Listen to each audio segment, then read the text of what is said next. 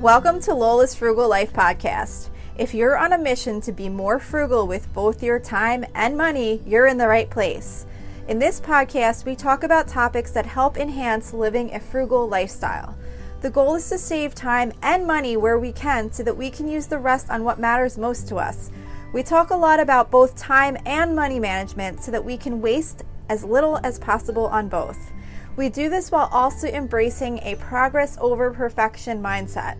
If that sounds good to you, then please stick around for the latest episode right after a few quick words from our sponsor.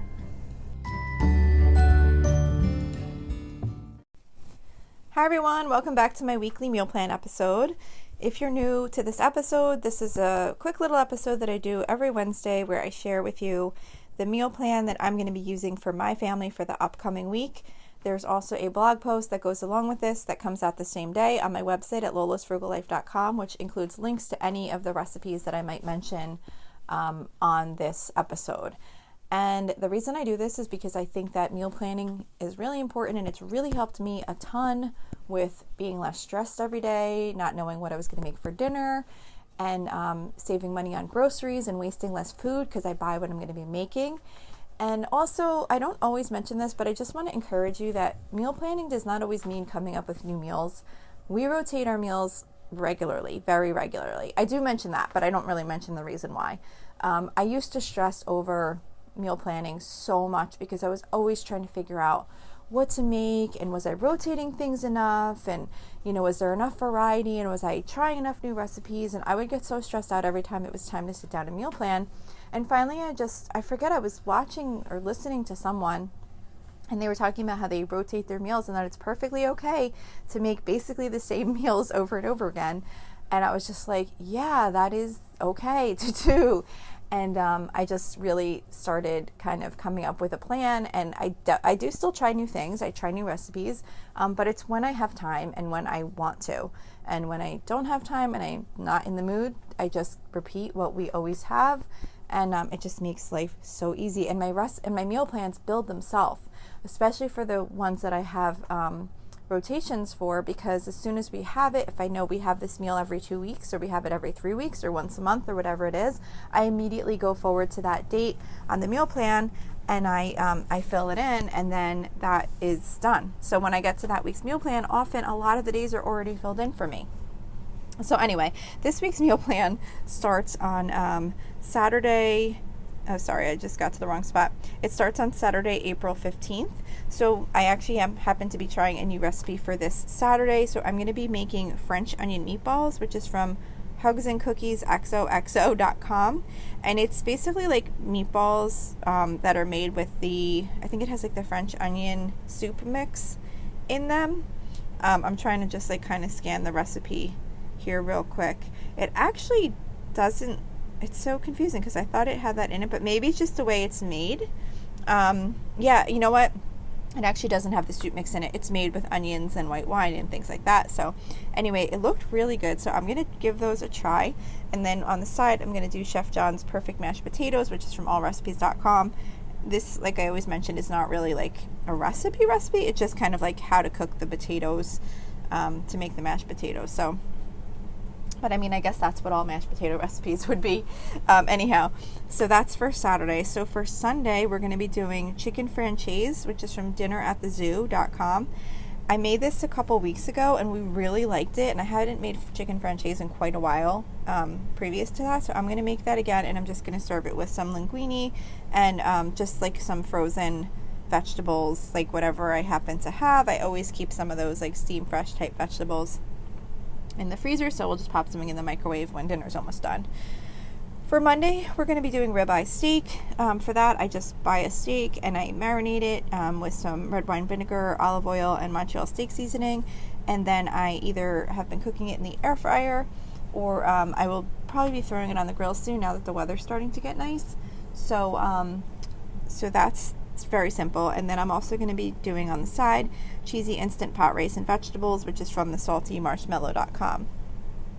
So that's pretty easy. You basically just put like rice and frozen vegetables in the Instant Pot with chicken broth and water, and then you cook it, and then you add some shredded cheddar cheese and mix it in when it's done.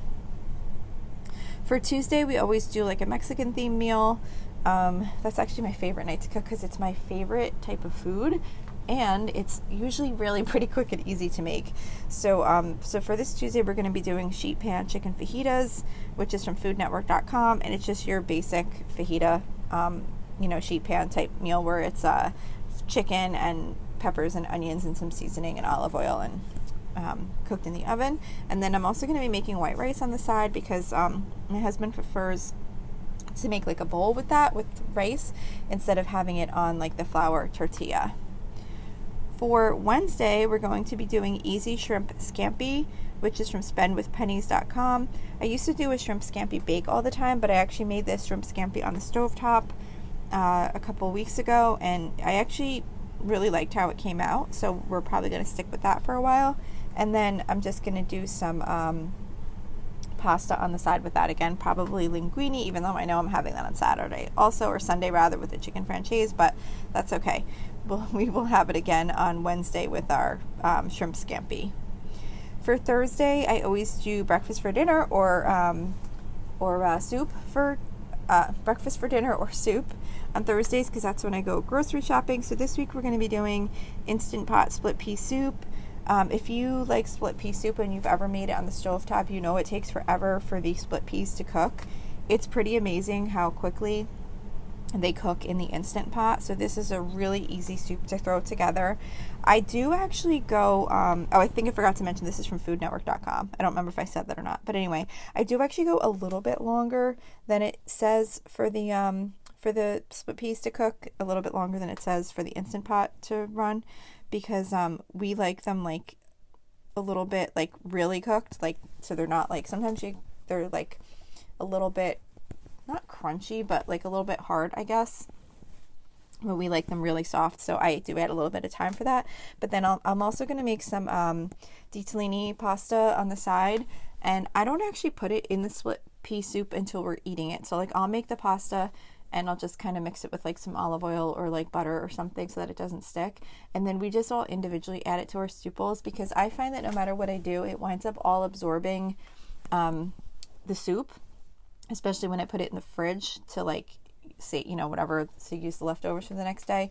It winds up really like absorbing up a lot of the soup, and then you just get like this big like mushy mess of pasta soup. So I always just kind of keep the pasta separate for that. And then the last meal on the meal plan is for Friday. And for Friday, I'm going to be doing Jenny O's Best Ever Meatloaf, which is from jennyo.com. This is a turkey meatloaf recipe. It's just what I always have made for my kids growing up. So that's what they're used to eating, and we like it. And then I'm going to be doing some boxed shells and cheese with that. And then some frozen vegetables, again, whatever we happen to have on hand. So that's it for this week's meal plan. Like I said, you can find links to any of these recipes that I mentioned on my website at lolasfrugallife.com. Oh, and I do also want to, I shared this in my last episode, but I figured since this was related to the meal plans, I thought it would be nice to share this person's review on this episode also. And this was a review by Abby B10, and it was 5 stars. And it says, love the weekly meal plan. I can't read the rest of it, the heading, because I'm on my phone and it doesn't fully show it. But it says, it's 5 stars. Said that already. Thank you so much. It says, I really enjoy listening to Lola's weekly meal plans. I've gotten some great ideas from hearing her plans for her own family. So thank you so much. I'm really happy that you're enjoying the meal plans, and I'm so appreciative of you leaving a rating and review, and especially that it's 5 stars. So just wanted to say thank you so much for that, and thank you all for listening, and I will see you back here next week. So thank you for checking in for this podcast episode, and don't forget, you can always email me with any questions or suggestions at lolasfrugallife@gmail.com. You can follow me on Instagram and Facebook at lolasfrugallife. And you can find a blog post for most of my episodes and definitely all of my meal plan episodes at lolasfrugallife.com. You can also join our private listeners group at facebook.com/groups/lolasfrugallife. And if you enjoy the show, please make sure to subscribe on Apple Podcasts, Spotify, YouTube, or wherever you listen from.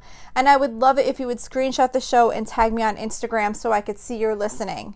Also, if you can please take a couple of seconds to rate and review the podcast. Those ratings and reviews are what help the show come up better in search results so that other people can find this podcast. So that will really help me in growing my audience. So that's it for today. Thank you so much for listening, and I hope you have an awesome day.